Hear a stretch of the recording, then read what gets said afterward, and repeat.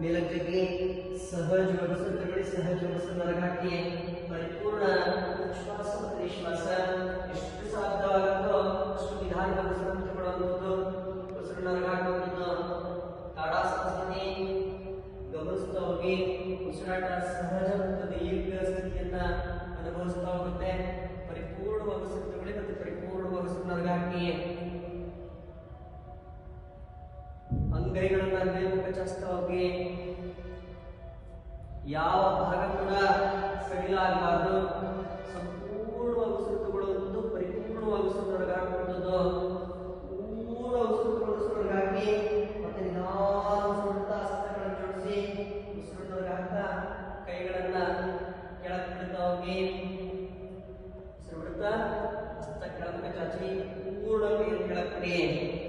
ಸಹಜ ಸ್ಥಿತಿ ಸ್ವಲ್ಪ ವಿಶ್ರಾಂತಿ ಮಾಡಿ.